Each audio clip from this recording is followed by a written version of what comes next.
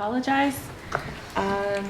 Mr. Neef, are you going to start with the recognition? Yes, we're excited this evening to start with the recognition. So I'm pleased to invite up Danny Sheehan, our trainer, when I come to the table. So we don't even know why we'll applaud first.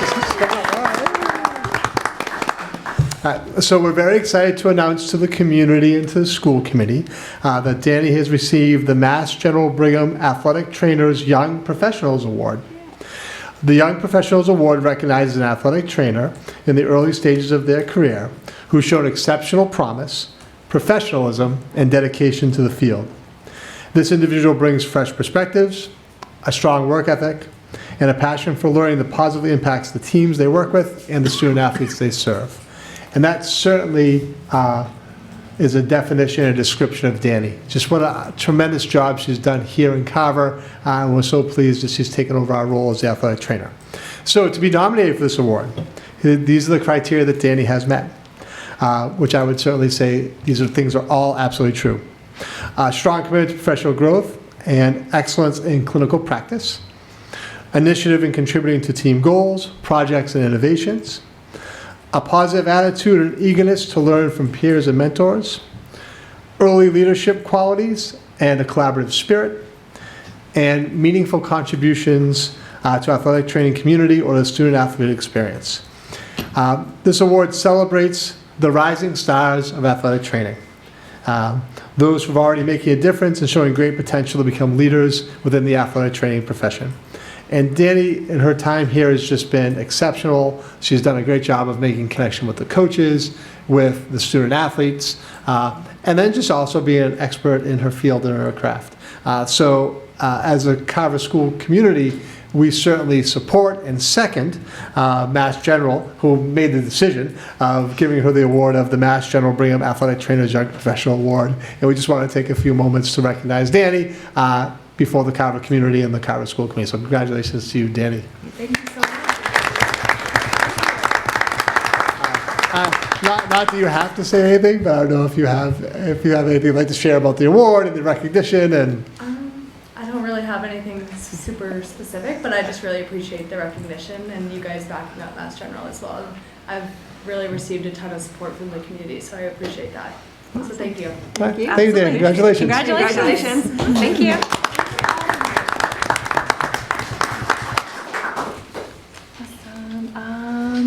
Not sure if we're going to be able to hear comments from the EAPC. Oh, we'll check out Tom. Tom, can you hear us or can we hear you? That's the question, I guess. Can Tom type? Tom, I turned up my speaker. He can hear you. Yeah, let's see if you want to try speaking again.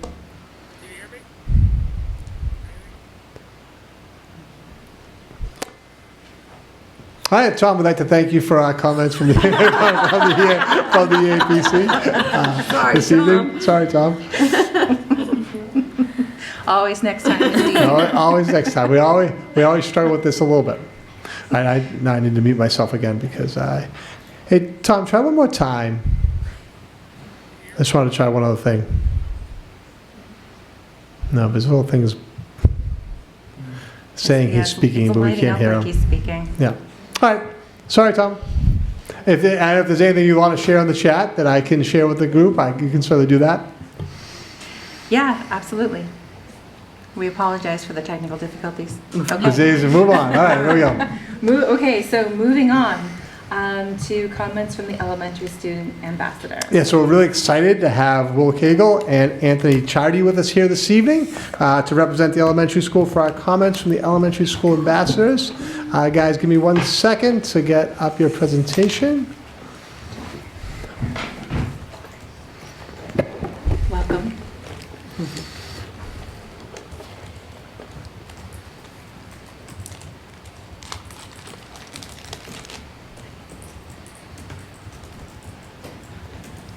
Once you see it up on the screen, we should be good. All right. Welcome everybody. Welcome everybody. I'm Anthony. And I'm Will. We are. Hey, wait. Double challenge tonight. Right? Now we have the air conditioner. Now we have the air conditioning, sorry. Hold on 1 second. Yeah, hold on 1 second. We'll turn that off. Yeah, we want to. We do, we really want to hear you, so.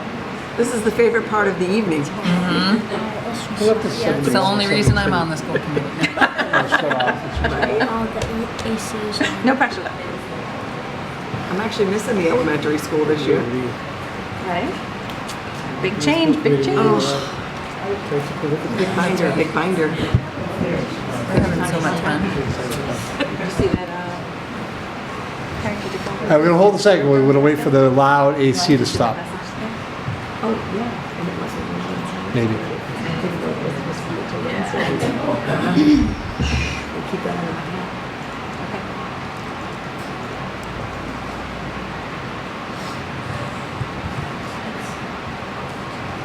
No.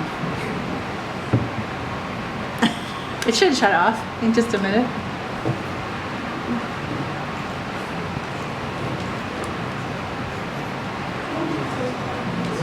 Maybe, maybe not.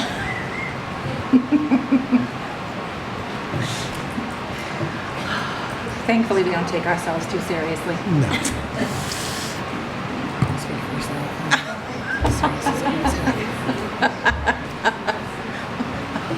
My apologies, Katie. We're putting too much pressure on. I know. Right? I'm sorry? 100%. It's not cooperating. We apologize.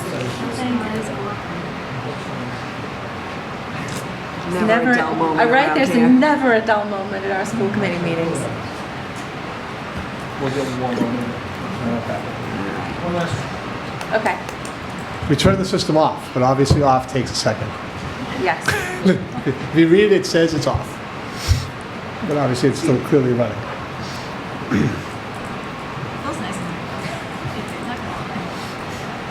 Yes, it does.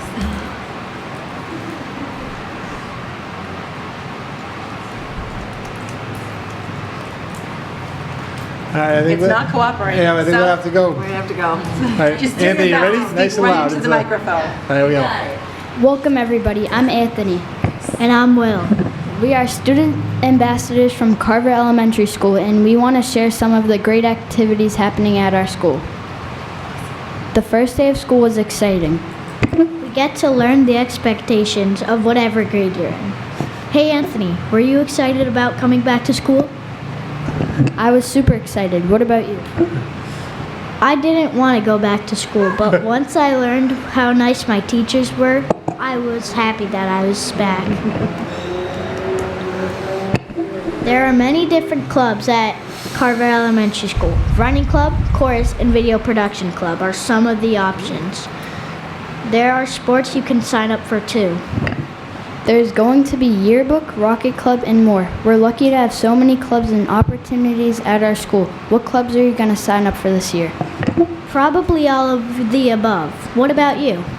Video production club, yearbook, rocket club, and student ambassadors, of course.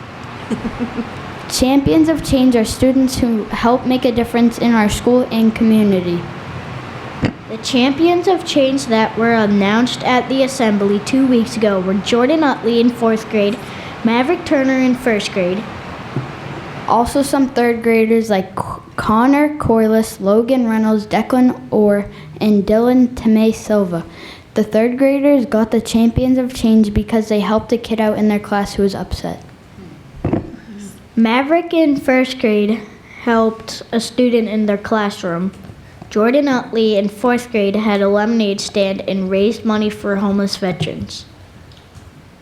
The Booster-thon is coming to our school. Our fun run will be on October 10th this year. It's a day that should be a national holiday because it's also my birthday.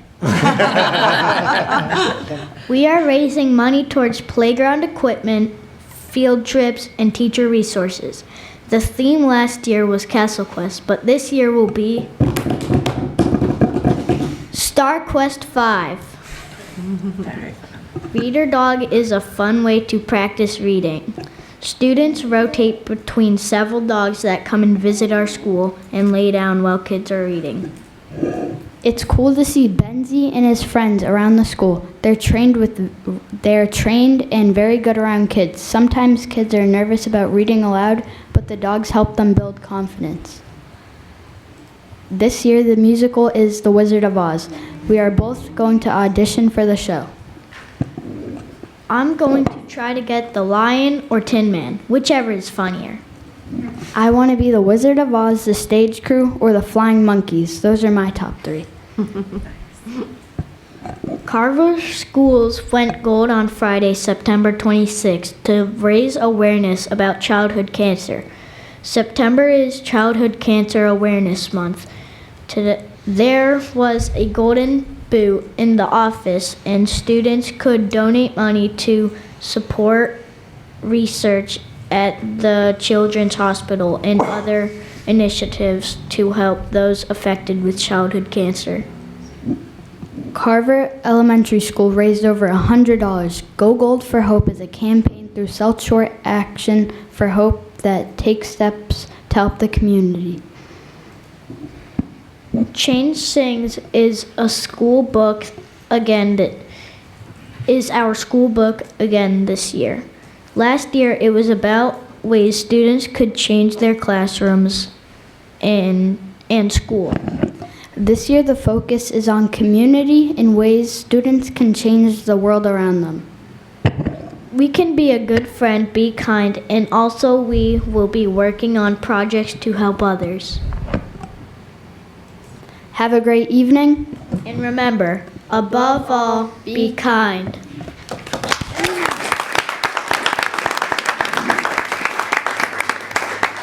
Will and Anthony, thank you very much. You did a great job. You handled the pause really well. Just well done. Thank you. Yes, excellent. Thank you for joining us. Grace under pressure. Right? Thank you for bearing with us with our technical difficulties. Okay, so now we welcome comments from the Captain's Council. So we're glad to have the boys soccer team here this evening. CJ Rush and Ryan LaBelle as the boys soccer captains. Welcome. How are you guys? We're good, thank you. Thank you. We would like to start off with the Carver boys soccer team, our team. And the boys soccer team has a new assistant coach this year. His name is Hayden Roach. He's an alumni from Carver. He played soccer here.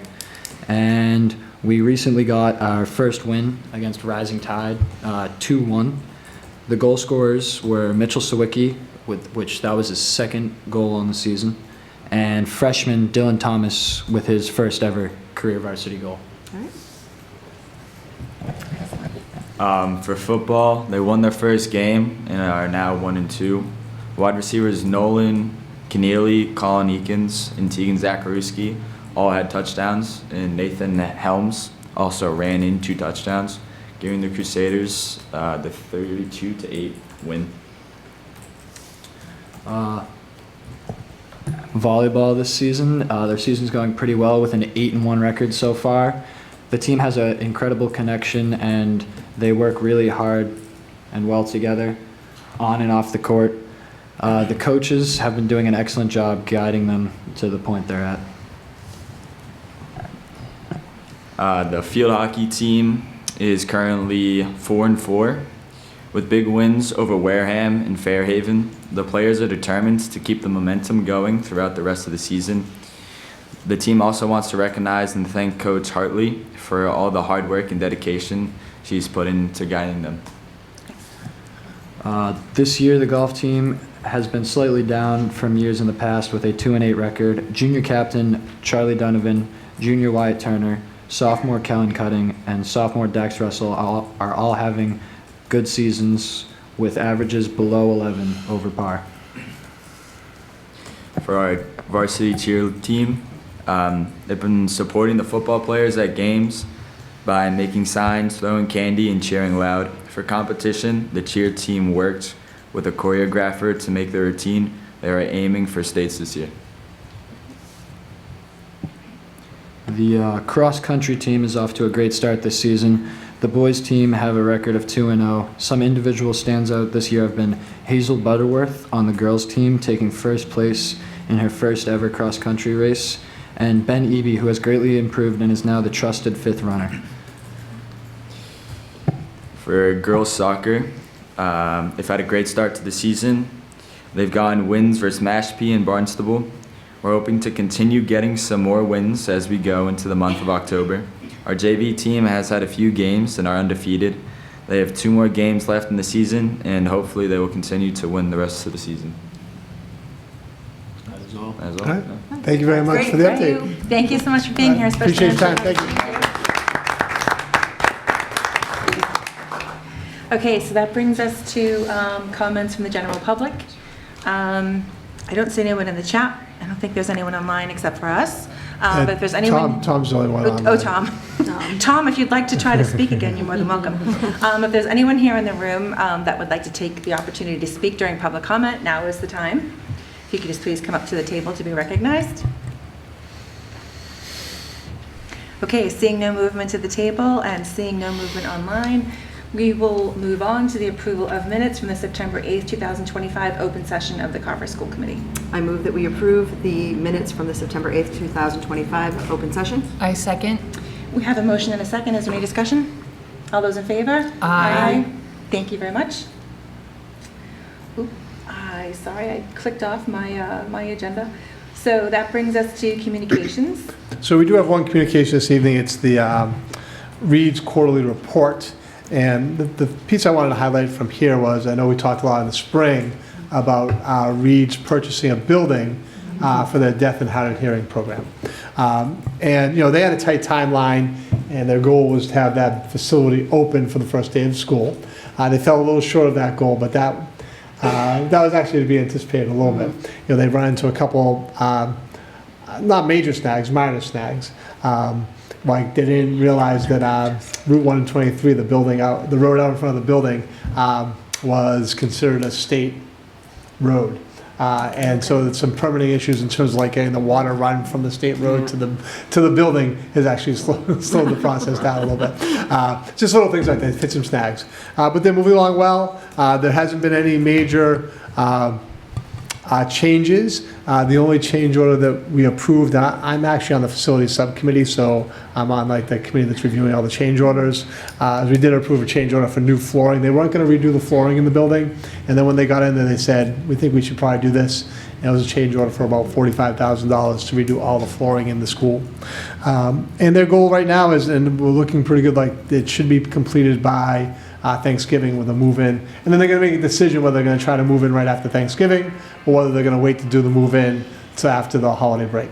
So that's not firm yet, but we're pretty confident that we're going to be able to move in to that facility definitely by January 1st. And so the staff's excited about it. You know, the finances are all in place. So the project's moving a little slower than what they anticipated, but you know, we're excited that that's moving forward, and I think it's a good solution for Reed's to purchase that building, and wanted to give the committee an update on that process. Great, thank you for that update.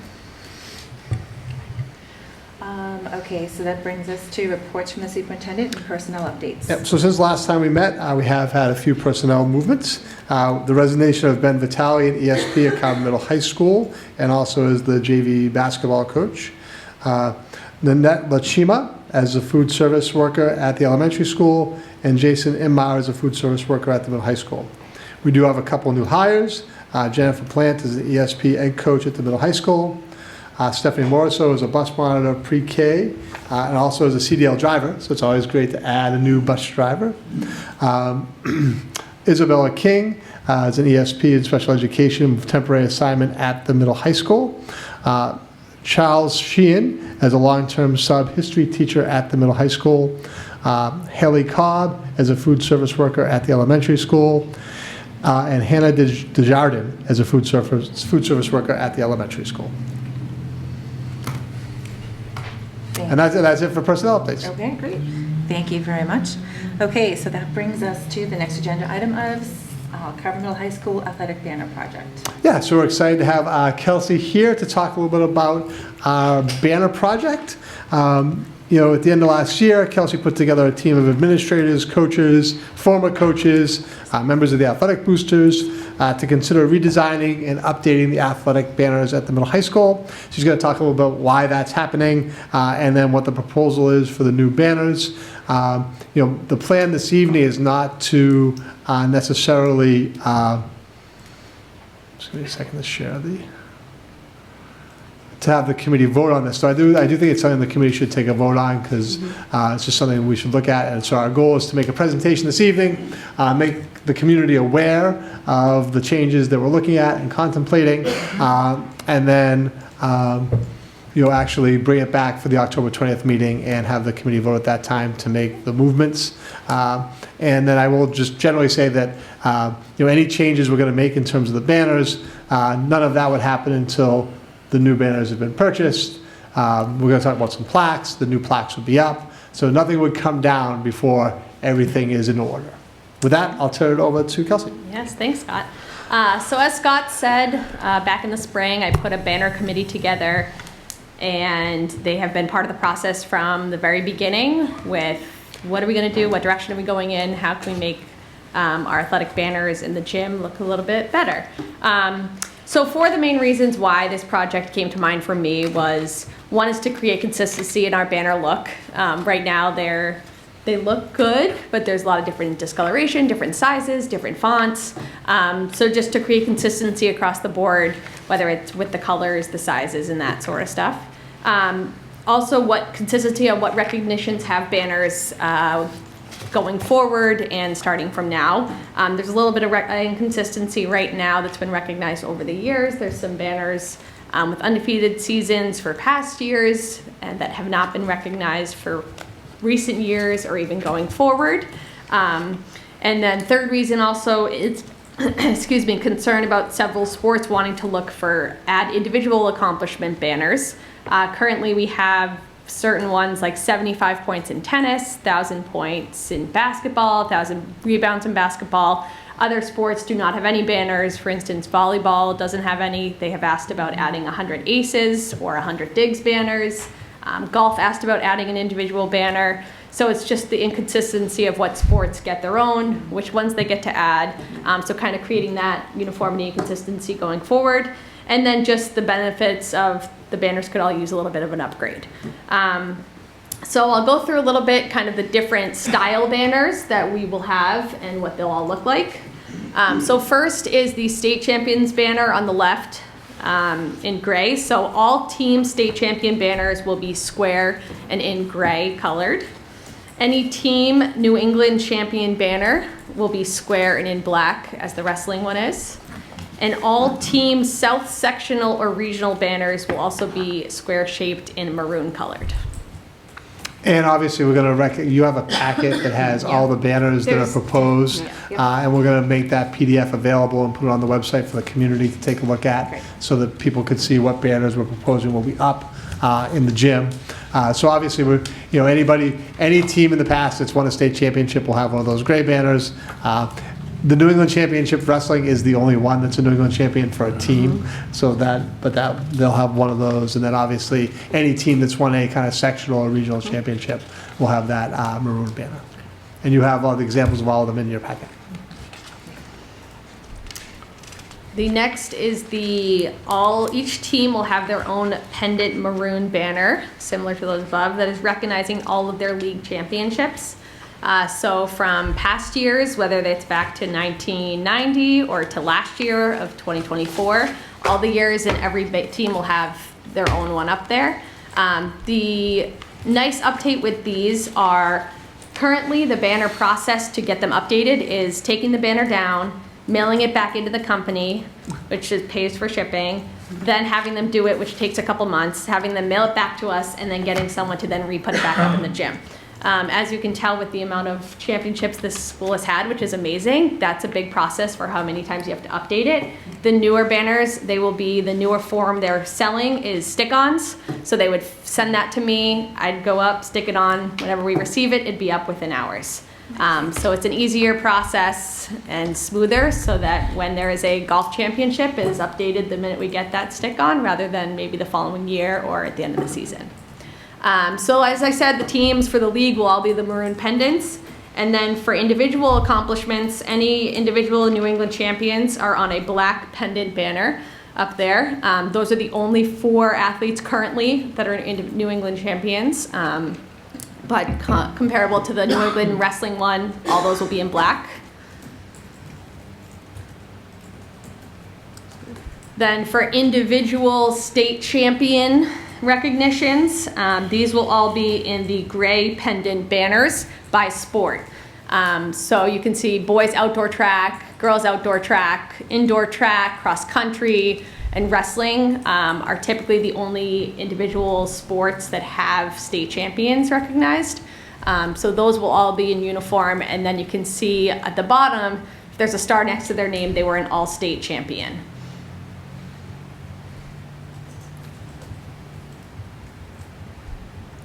And then lastly is all of the Carver individual accomplishments will be recognized on plaques that will be going up in the athletic lobby. So currently, I want to say we have 10 individual team banners up there. As I mentioned before, 75 wins in tennis, 1,000 rushing yards in football, 100 points in soccer. Those are all going to now be those names on a plaque outside. And then a few sports who have asked to add, so for instance, golf would like to have recognition for 1,000 Stableford points. So we have 2 members from last year's golf team that have been awarded that, so they will now have their own plaque. And if another team would like to add one of the accomplishments they want to recognize, we will go forward and get that specific team a plaque. And then the only program that has 2 plaques for recognition, because it is grandfathered in with a banner already, is basketball will have 1,000 point club and 1,000 rebound club, because they already currently have it on banners. So with that being said, any individual name that is on a banner right now will either will be on a new banner or on a plaque. There is no name that is being taken down and not put back up. There will be less banners because a few will be getting removed, which is finalist banners, semi-finalist banners, undefeated season, holiday champion banners. Again, it just is with that inconsistency of that was great recognition. It has happened a lot more currently with teams, and we just can't keep up with that.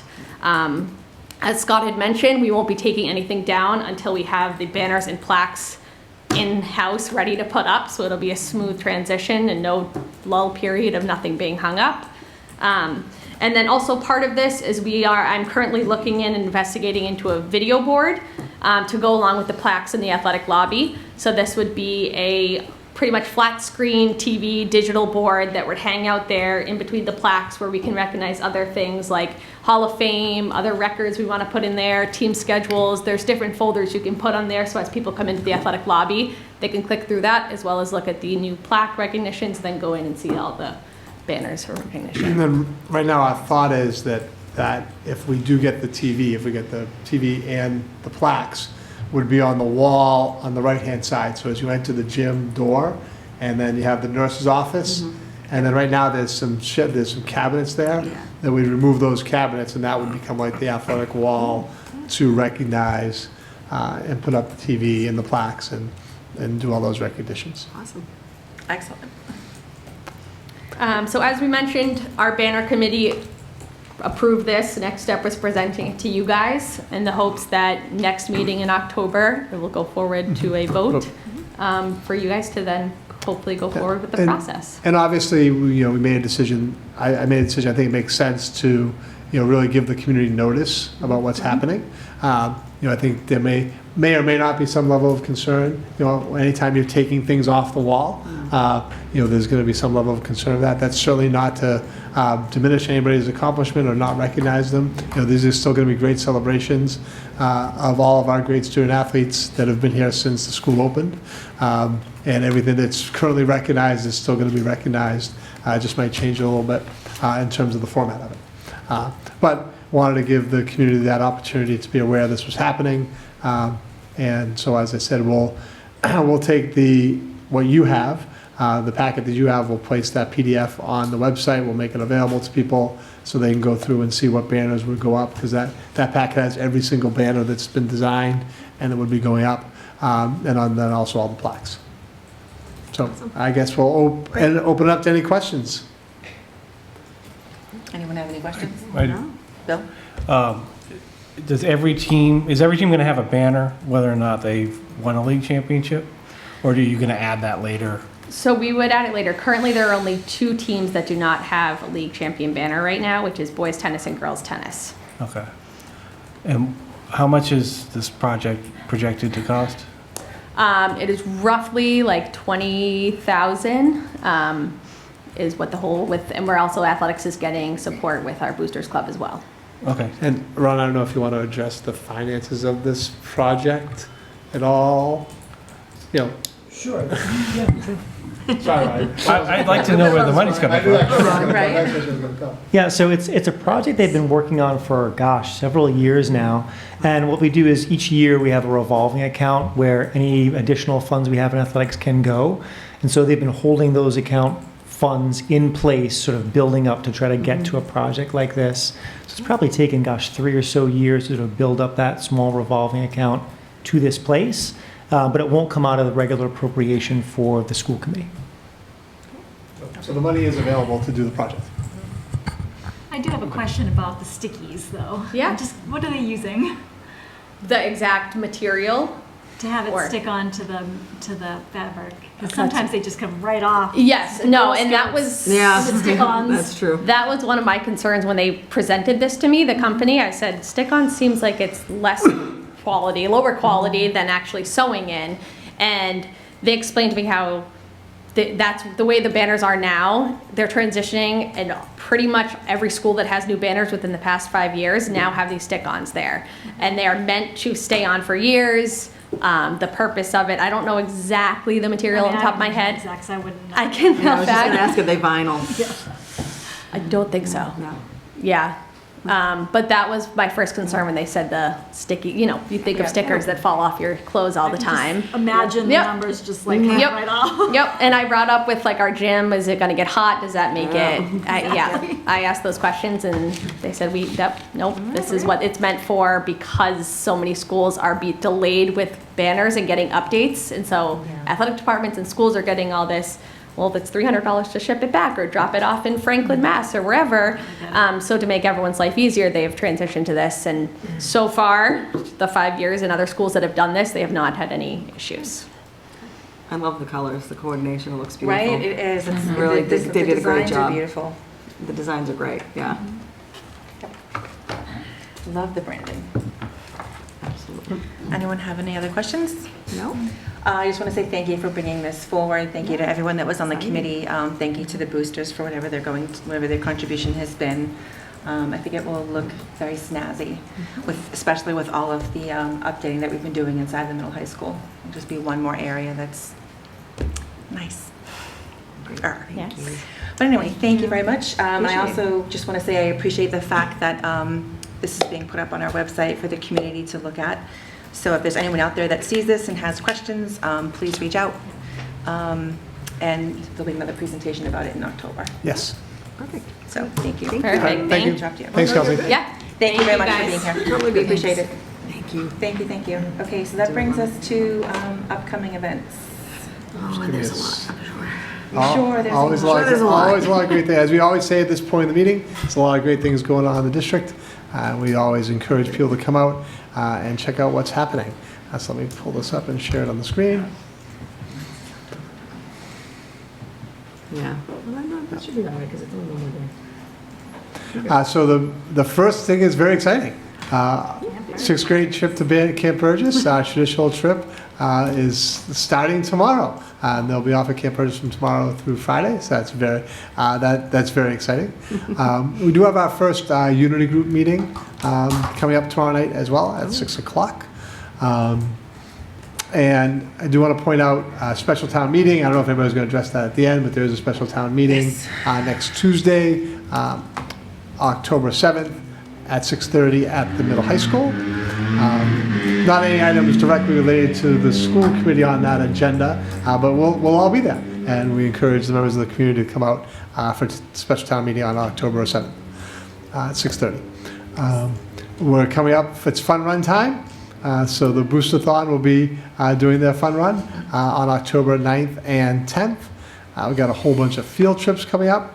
Homecoming football game and homecoming dance. So the homecoming football game is October 17th. And the homecoming dance is this next Saturday, October 18th. And you just keep going. It's like crazy. Just keep going down October. Parent-teacher conferences Oh, yeah. at the middle high school on October 23rd. from 12 to 2 and for 6 to 8. Traditional CES trunk or treat evening on the 24th at 5 o'clock. And it wraps up, well, just because, interesting enough, just the way the calendar fell this year, term 1 at the middle high school actually ends on October 31st, which is very unusual to have it end before November. Yeah. But just we started really early this year, Yep. and so we're already halfway through the first term, and the first term ends coming soon. And then we got the middle school Halloween social to close out Halloween on Friday, October 31st from 2 to 4. So as always, a lot of great things going on. We encourage the members of the community to come out and participate in the great things happening in the Carver Public Schools. Absolutely, thank you for that update. Okay, so that brings us to recommendations from the superintendent and the financial update.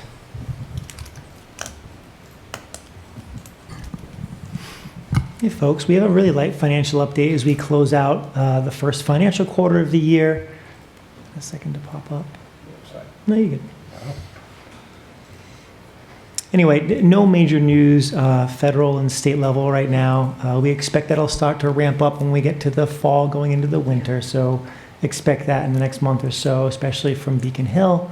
No new grants right now. All your entitlement grants are in, obviously. And if you'd be kind enough to just scroll to the next little section. This is the nothing. There's not a lot on that page. And all you've got really is your end of quarter 1 warrants, 2 payroll, 1 expenditure. No transfers right now, but again, you probably expect that as we close out quarter 1 and start to look ahead at quarter 2. My request to the committee at your leisure would be to vote your warrants, and we'll get those posted. Okay. Great. I move to approve the FY26 warrants as presented this evening. I second. We have a motion and a second. Is there any discussion? All those in favor? Aye. Thank you Thank you very much. Thank you, Ron. Got one more for you. Okay. Oh, good. Also, a little bit of housekeeping for you. You may remember at the beginning of the year, each year, we ask the school committee to take a look at your student activity accounts. We give you that big list of all the activity accounts you've got at the middle high school and then the handful you have at the elementary. And we ask that you vote to assert they continue to exist in your school department. And I give you the end of year balances, beginning of the year starting balances. We do have requests for 2 new accounts. One's girls tennis, the other is the Caring Crusaders accounts. With your approval, we'd like to start those accounts. They'd start with a balance of 0, and then like all the rest of our student activities accounts, as the students start to raise funds, that's where those funds would be able to live. I can answer any questions for you, but it's our recommendation that we do vote to establish those. Okay. I move to approve the creation of a girls tennis and Caring Crusaders student activities account. I second. We have a motion and a second. Is there any discussion? All those in favor? Aye. I thank you. Thank you very much. Okay, that brings us to the superintendent's goals.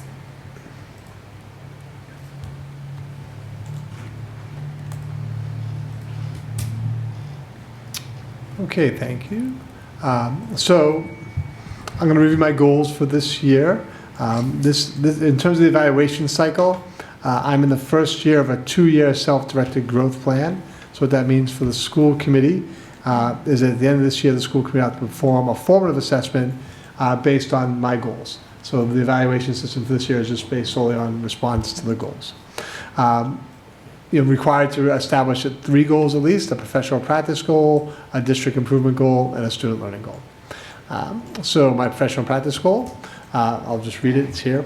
In order to keep current with initiatives and practices in education, I'll participate in a range of professional development, including active participation in the Superintendent's Collaborative, as measured by participating in monthly collaborative meetings that provide superintendents with best practices and resources to improve teaching and learning in their district. So this is actually my 3rd year as a member of the Superintendent's Collaborative. There's just a lot of good PD, a lot of good activities that I bring back to the administrative team, to teachers. I think this is a really outstanding group. I'm proud to be part of it. It's actually superintendents from across the country.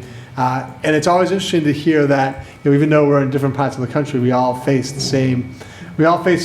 same challenges.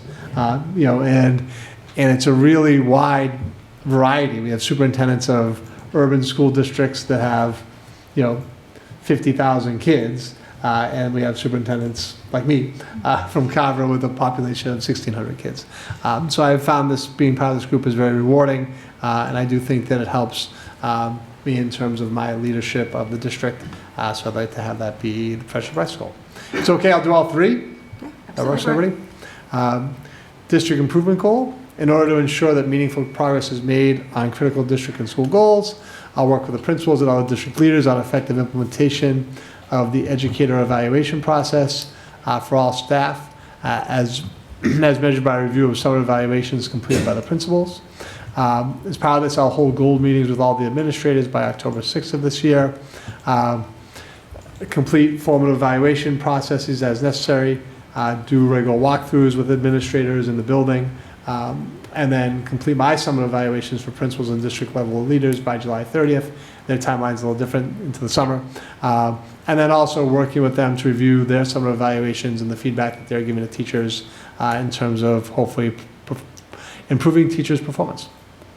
Last one, student learning goal. In order to increasing student engagement and students' real-world experiences to enhance learning and critical thinking skills, I'll work with the administrative leadership team to facilitate the implementation of deeper learning strategies as identified by the 4 shifts model by teachers and as measured by classroom observations and walkthroughs. So one of the PD we did at the beginning of this year, we had a person named Scott McLeod from the University of Denver, the University of Colorado in Denver, and he has developed this concept of the 4 shifts. And I'm saying this is a student learning goal. In the past, a lot of my student learning goals have been tied directly to either MCAS or NWA. This one's a little more, doesn't have a measurement based on a student test or student progress. But ultimately, the focus for our district this year is on this concept of deeper learning. And so what are the 4 shifts? So the 4 shifts are really talking about, number 1, shifting the classroom, whose voice you hear in the classroom, deeper thinking, and having teachers think about ways in which they can shift the narrative. So it's away from, I don't want to say lecture, but away from a teacher-centered classroom to a student-centered classroom. And through this PD, we actually identified a series of ways in which teachers can work to increase student voice and increase students engaging in deeper thinking. The second part is really thinking about authentic work.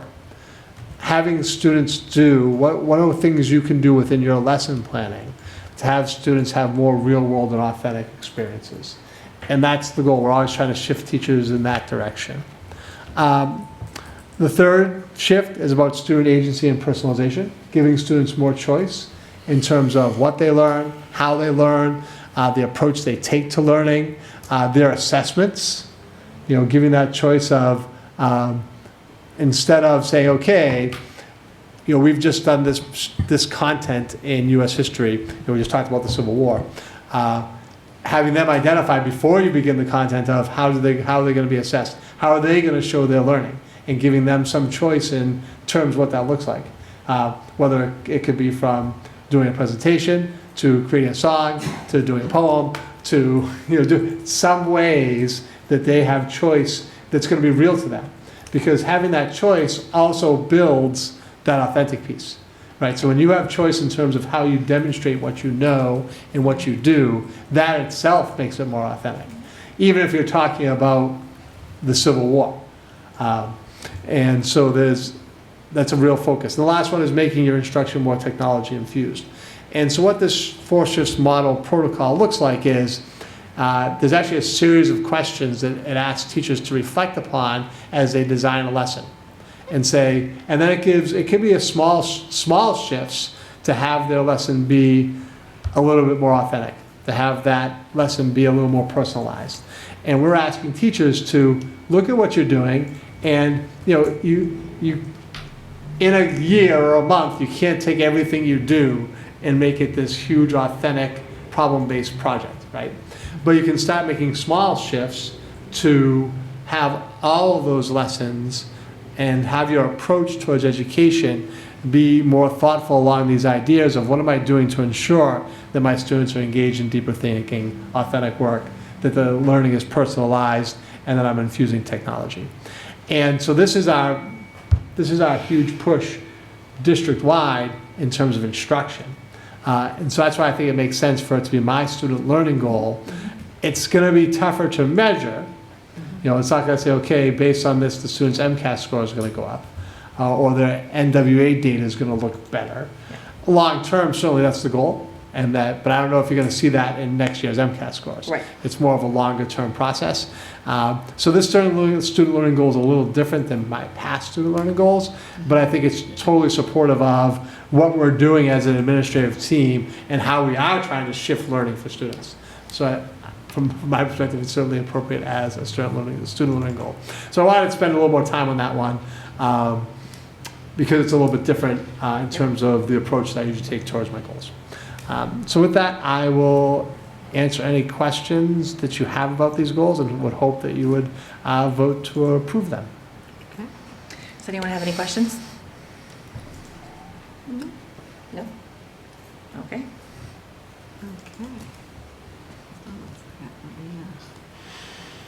Oh, I'm stuck on something here.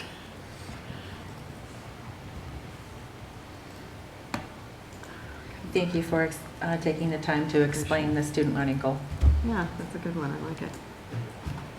Okay, I move to approve the superintendent's goals for the 2025-2026 school year as presented this evening. I second. We have a motion and a second. Is there any discussion? All those in favor? Aye. Thank you very much. Thanks, Scott. That brings us to proposed change for the 2025-2026 school calendar.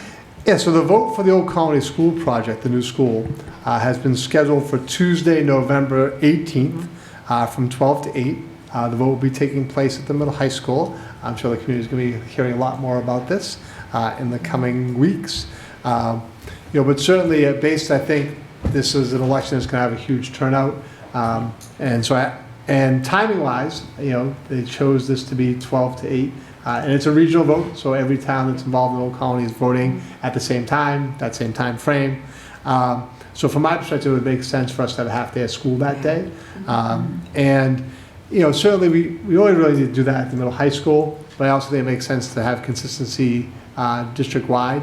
And also even just in terms of equity for teaching staff. And so my proposal would be, based on November 18th being the election day or the vote on the Old Colony School project, that we make that a half day district-wide. By doing that, we're going to meet all of our necessary requirements in terms of time and learning, in terms of the 990 hours at the middle high school, the 900 hours at the elementary school. We have some bandwidth in there to have some additional half days, so we'll still be, the calendar will still meet all state regulations in terms of time on learning. So just make a proposal to make November 18th a half day, and then if the school committee approves that, we will certainly put that out to the community and notify them that the 18th will be a half day of school. Okay, great. Thank you. I think that would be Tuesday. It's Tuesday, Yes, Tuesday, November 18th. November 18th. It does make November a funny month. It was a funny month to start with. It already is a funny month. Yeah. But we have a half day on the 6th. We have a PD day on the 10th. The 11th is Veterans Day. The 26th will be a new half day, and then the Thanksgiving break. So there would not be a full week of school in the month of November. That's okay, because we make up for it in March. Yeah. There you go. Okay, yeah, that's good. Okay, any more discussion? Anyone have any questions? Everybody good? Nope. All right. I move to revise the school calendar to change Tuesday, November 18th from a full day of school to a half day of school district-wide. I second. We have a motion and a second. Is there any discussion? All those in favor? Aye. Thank you very much. Thanks, Scott.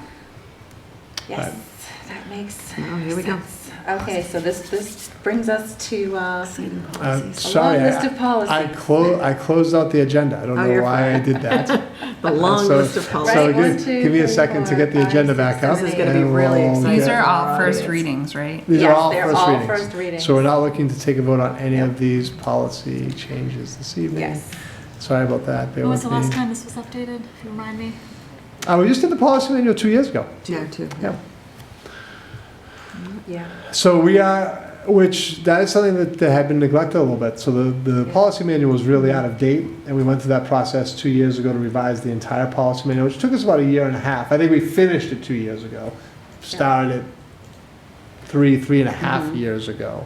And then now MASC sends out quarterly updates in terms of, sorry, I got the agenda back. Sends out quarterly updates And so and some of the quarterly updates we look at and don't make changes to, some we do. These all seem to make sense. So a lot of these come from the quarterly updates as suggested by MASC. And then there's a couple other things happening that we also need to do some new policies for. So I'll take you through them if that works. Sure. Great. I'll show you all three of them, but the first three are all related to the same concept. So policy GBEBC, gifts and solicitations by staff. Policy JJE, student fundraising activities. And policy KBE, relation with parent booster organizations, all have to do about raffles. And so in the state of Massachusetts, a school district cannot sponsor a raffle. Let me pull up this language. So the first one, gifts and solicitations by staff. It's our policy, so the only edit to the policy is to actually add this piece at the end, raffles and games of chance. By state law and regulation, raffles and games of chance may not be organized by schools as the sponsoring organization. Employees are thus barred from participating in such activities unless doing so as a member of a sponsoring organization, such as a parent or boosters organization, as defined by state law and regulation. So that same theme is going to be in all three policies. So the first one is staff can't organize a raffle for the school. The next one, students, says students can't organize a raffle for the school, so a student organization can't have a raffle. And I mean, I can certainly show that to you if you want me to, but ultimately, that's what it's the same concept under the student policy. I do want to show you the boosters one though, because that one's a little bit different, because boosters can organize, as it says here, booster organizations they are separate from the school, they're their own entity, and they do have a right to run raffles. So let's go talk about some of the regulations around that. This is not new for us, so though I will say, we did, there was a raffle this year that we caught after the fact that it got through, it was approved, it happened. So it's not supposed to happen. So we've gone back to that organization and say that was our mistake on our end, it got through the process somehow and was approved. So we went back to them and said, you can't do that next year. But our general policy is not to allow raffles. So this isn't a change in what we've been doing. It's not an operating change. It really is a procedural change to policy. But let me look at the boosters one.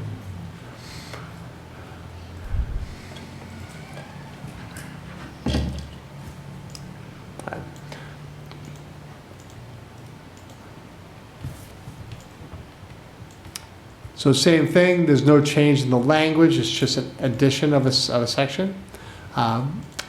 Addition of number 4.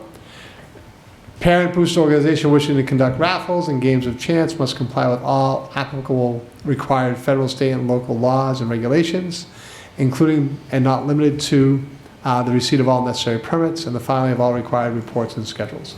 So in essence, a nonprofit organization like the Athletic Boosters can run a raffle, but they have to get a permit from the town and they have to do some tax filings.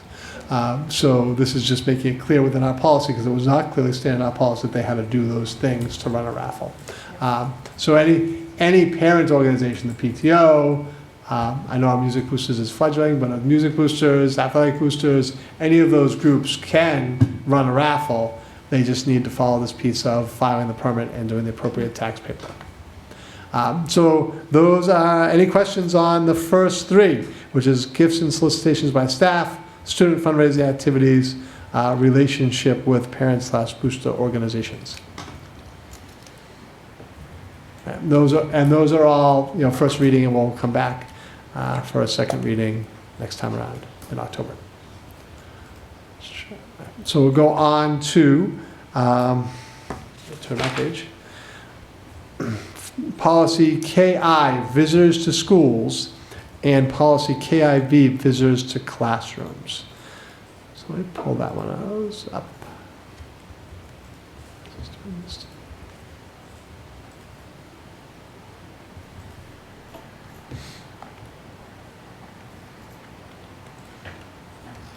So this one takes a little bit of explanation. Okay. So this visitors to school policy, KI, is a brand new policy. But KI already existed. It existed as, and the policy was really about coming to visit a classroom. So under the current KI, it establishes a process and a procedure that if you as a parent or a member of the community says, I'm really interested in what's happening in this special ed class, or I'm really interested in what's happening in Algebra 1, and I'd like to come in and sit in on Algebra 1. We had a policy that allows parents to do that, and it establishes a procedure of how that would occur. And I think that the general sense was that that policy was a little outdated. And so MASC was saying, well, we want to actually get rid of that policy and replace it with this more generic policy about visitors to schools. I feel strongly that what's listed here as visitors to schools as this new policy is consistent with the practices that we already do. So it basically outlines, if you show up at the school, this visitors in this policy refers to anyone who is not a current student, a staff member assigned to work in a specific building, or a district level staff member. So you show up to the school because of whatever. You have a meeting there, you need to drop something off, and for some reason you need to enter the facility. So this policy basically outlines, and I think this is tying back more to like school safety, school security, ALICE protocols, that there's going to be a procedure for you. You just can't show up at the building and walk in a door. And obviously we already have clearly defined procedures about how students enter the building. We have a main entry point at each building that's the only way people can get in. When they have to go in, they have to go through a double, they have to go through, they have to go into the vestibule, get approved, get a badge, then go through the next set of doors. So all that's in place. And this policy doesn't outline what happens. It just says that the school committee is going to have a policy or a procedure that we can ensure that we can safely operate the school building during the school day. And so the policy subcommittee thought it was important to add this policy. And originally, when it was brought to them, we were going to get rid of the old KI.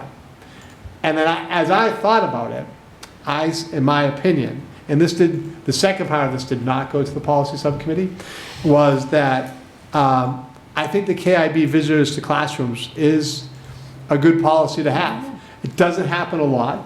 Has it happened in my time as superintendent? It has.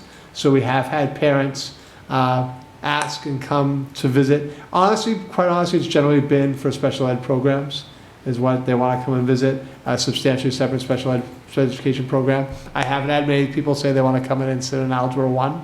That really hasn't occurred. But this clearly identifies a policy and a procedure for how parents would do that and set some limits around it. It says it's just not open-ended that, I'm going to come in tomorrow and I'm going to spend the day. So it establishes some of those parameters. And I believe it's important to maintain that old policy. So I'll pull up the old policy. So there is no change in this policy, KIB. This is just it's got a new name because it can't be visitors to school anymore because that's our new KI. So we renamed it to visitors to classrooms and gave it a new nomenclature of KIB. But otherwise, this policy as stated is exactly the same as the old KI. Didn't make any changes to it. So any questions about KI visitors to schools and KIB visitors to classrooms? And knowing that the policy subcommittee, all these other policies went to the policy subcommittee, they voted to move them forward to the school committee. The KIB, they didn't. I just was reflecting on it and decided that I thought it was important to keep that policy alive. I just Makes sense. curious. Sometimes you say visitors and sometimes you say parents. Can a general member of the public come in and visit a classroom out of some sort of sense of curiosity, or? I would say no. Okay. So this policy says visits by parents / guardians to several classrooms in a given grade for the purpose of comparing teaching styles is strongly discouraged. So this is framed as parents and guardians. Okay. Generally, though, what has happened sometimes in the past is the parents and guardians bring someone with them. Advisor or something. Could be advisor, educational advocate, so we have allowed that. But I would say that if a person just called up and said, I want to come see whatever, our general position would be no on that. So this is, I understand, a good question though, because it really says, we could name it parent/guardians visits the classrooms. So it's not really a right, it's just if a parent calls and says, I'd like to come in and see what's going on in this classroom, then you would accommodate them. Yes. But it's not just anybody has a right. No, it's not just anybody. Okay. So it's parents. And the first sentence, the school committee welcomes parents, guardians, and guests. I think it reads as their guests, Okay. to visit classrooms to observe and learn about the instructional programs taking place in our school.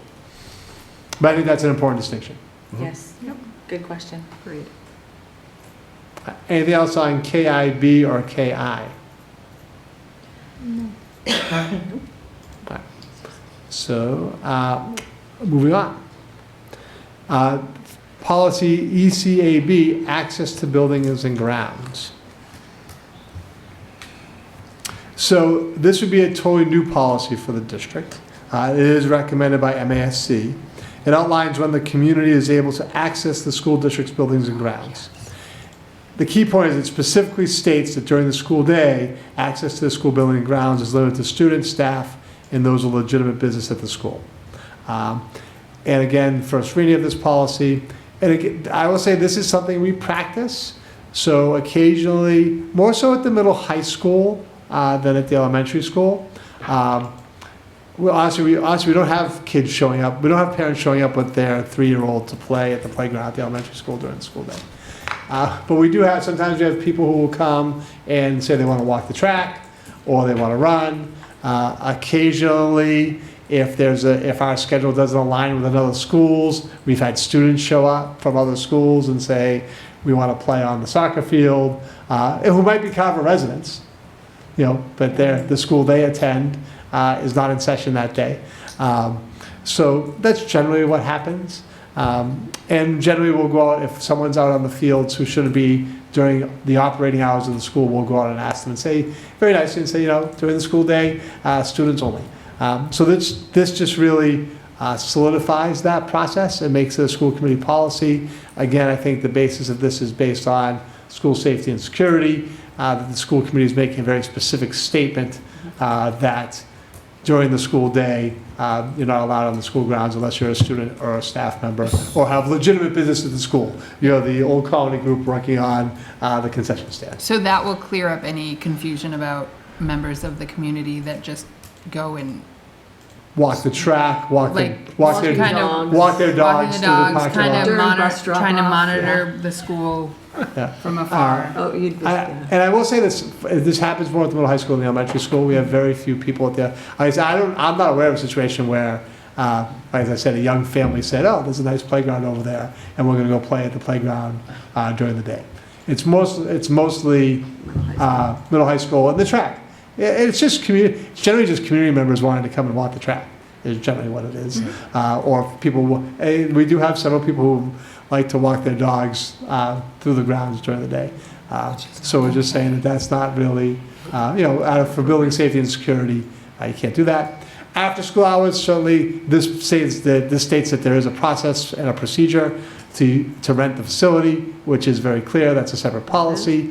But we also, certainly when we built the track and field, part of the commitment of the school district was that was going to be accessible to the community outside the school day.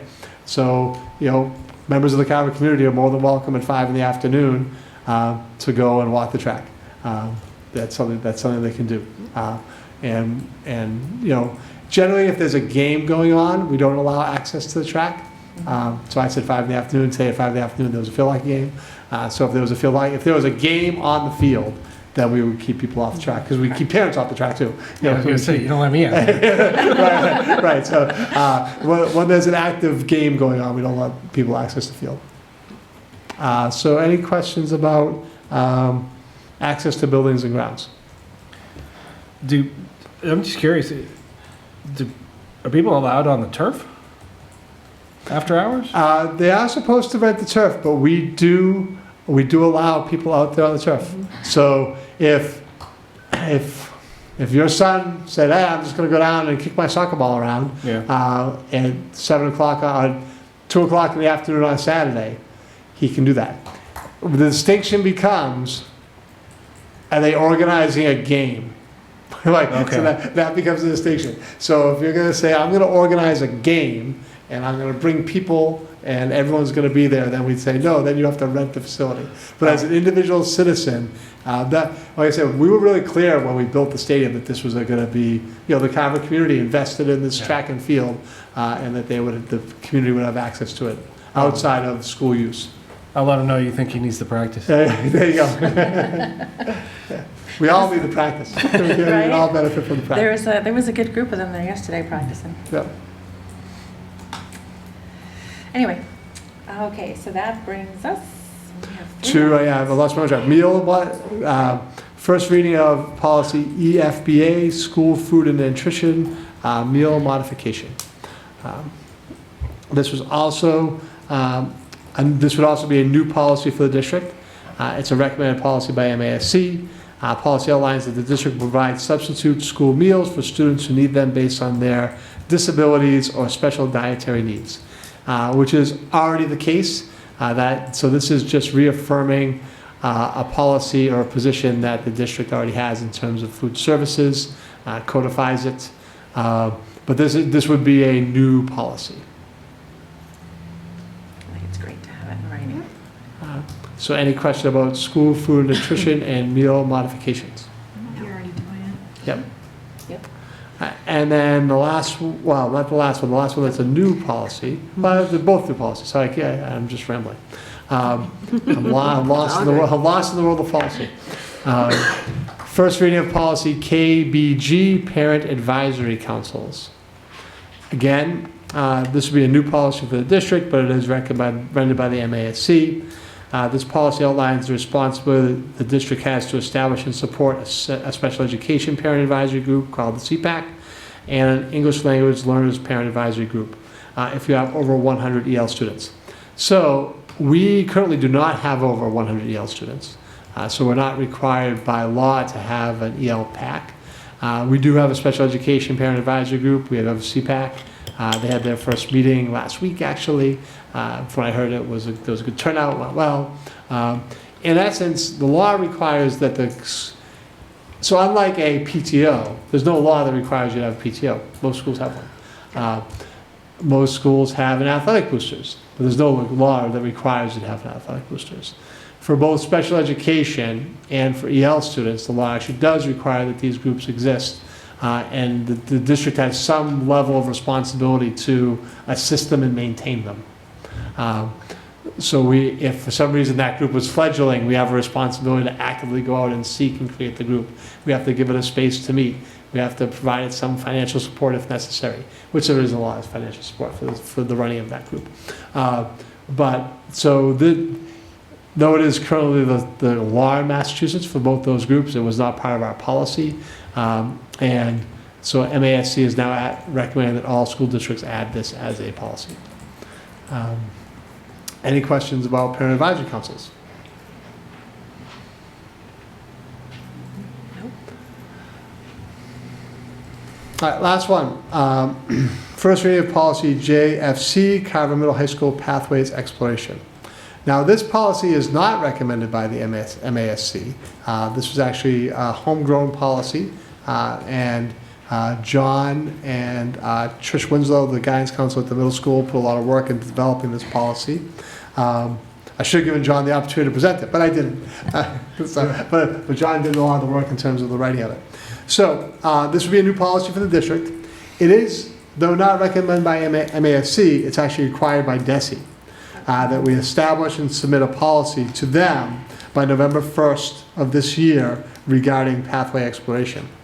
Background on this. Why is DESE now saying we need to do this?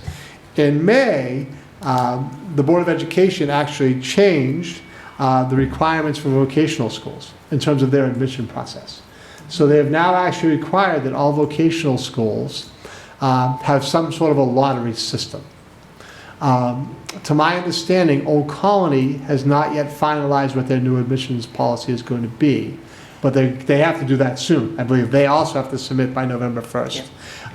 And they're going to start admitting people. They're going to start having to apply this policy.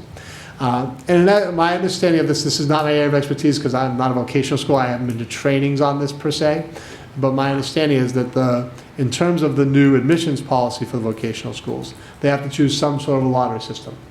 It could either be a blind lottery, everyone's name is put into the lottery, it's sort of like a charter school, and they align the number of seats you have based on your population, and there's a formula to determine how many seats you'll have, and then for Carver, we generally have between 23 and 25 students. Let's say our number was 24 students. They would say, okay, Carver's assessment for this year is 24 students, and we're going to randomly select 24 of the 40 kids who applied. That's one option. Another option is they can have a weighted lottery. In the weighted lottery, everyone's name gets in one time, and then they can get their name in additional times for other factors. So if they have good attendance, their name's in the lottery a second time. If they don't have any discipline, their name can be in the lottery a third time. If they have an interview and they do well in their interview, their name would be in a lottery 4 times. So not to pick on Bill, but Bill only gets we'll give Bill 4. Bill gets his name in 4 times in the lottery because he's got, he did great in the interview. He doesn't have any discipline history, and his attendance been really strong, and he just gets his name in. And Kelly, on the other hand, struggled, didn't do as well across all those areas, and her name's only in the lottery 1 time. But in essence, the same thing. They identify the number of students, and then they select 24 students of the 40 who applied. With obviously the 40 who applied, some students have their name in there 4 times, other students have their name in there once, or 2 or 3 times. So Old Colony has to make a decision of what they're going to do. But the counterpart to that is, since that was not the system, a lottery was not required. There were some vocational schools in Massachusetts that did a lottery. Old Colony did not have a lottery process or procedure. They had another, they did interviews, they looked at grades, they had a process in which they would go through in terms of making a decision on admission. So they're going to have to move to one of these policies. So I don't want to say it was a trade-off. It was part of the package. So when the Board of Education agreed or stated that vocational schools now have to do some sort of lottery, now they said there's some responsibility for all middle schools in Massachusetts to explain and give the vocational schools access to the middle school students. Now, this is our policy, and basically DESE's laid out the guidelines of what this has to be. So this is based on their template. We've actually worked in conjunction with Old Colony. Old Colony sent us a version of this and said, here's what we're recommending to the school districts. So John looked at that. John looked at DESE guidance, met with Trish Winslow, the guidance council of the middle school, and said, what do we do anyhow?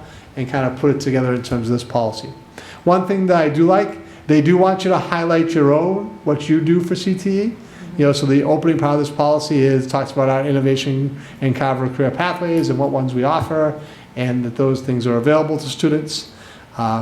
Then states that our regional vocational school is Old Colony, and we do have to state what their programs are. So it lists what Old Colony's programs are, and then it lists out how they're going to have access. So in essence, they're going to. We can do some information sharing. In 7th grade, they can do an on-campus assembly, which we already did. So Old Colony came here and presented to all 7th graders. 8th graders need to go over there for a tour, but that's something we've already done.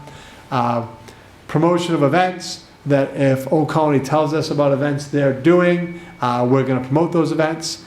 So Carver Middle High School will share information about Old Colony Regional Vocational Open Houses, informational events on our website and through regular communication channels. So we're going to say, hey, if you're interested in Old Colony, here's the days you can go over to Old Colony and visit them. Here's an event that Old Colony's having. That would be in our weekly newsletter. There's a couple of things that are highlighted here. Application interviews, we have it in here. We're not sure what Old Colony's policy is going to be yet. If they do a blind lottery, I'm not sure there'd be a reason for them to do interviews. So then we would pull this out of our policy. if they're not going to have interviews. If they decide to do some sort of weighted lottery where we would have interviews, then we'll leave this in. And then that also with this, why this other piece is in yellow. So these two are kind of, I think we'll have answers to that by October 20th. When we're going to ask the school committee to vote on this.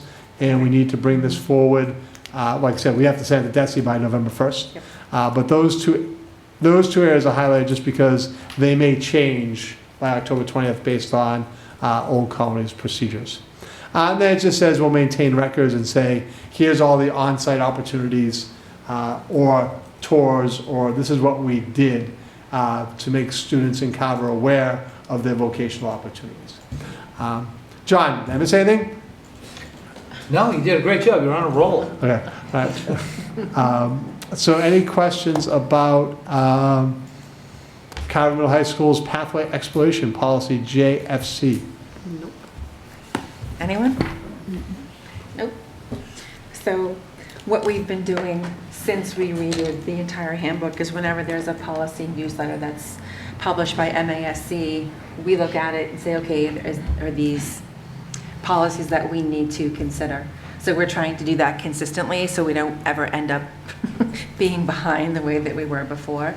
So it takes time. I appreciate your time, Kelly. I appreciate your time, Scott. I appreciate your time, John, and everyone else that had input into reviewing these for the district. I know that it's time consuming, but it's for the betterment of our district. And so just wanted to say thank you for the time. Okay. And no action required for any of those policies. We'll bring them all back on October 20th. So if you have any questions, bring them October 20th. And that brings us to reports from the school committee. Does anyone have anything they'd like to share or report out? Nope. I will briefly say that I am headed to Albany on Friday for the Eastern Regional Conference of the National School Board Association. So there are some presenters, there'll be some good PD, which I will bring back to the committee. And yep, we will be at the special town meeting on Tuesday, a week from tomorrow. Hopefully the community will come out and support that and stay up to date with all of the great things that are happening in our district every day that are on our social media sites and on our website and our calendars. So with that, unless anyone has anything else to add, would someone like to make a motion to adjourn? I move that we adjourn the, September 30th, 2025. 29th. 29th, oh my God, let me say that again. I move that we adjourn the September 29th, 2025 I second. open session. Okay, we have a motion and a second. All those in favor? Aye. Aye. Okay, Good night, 7:19 everybody. PM, September 29th, 2025. The Carver School Committee meeting has been adjourned.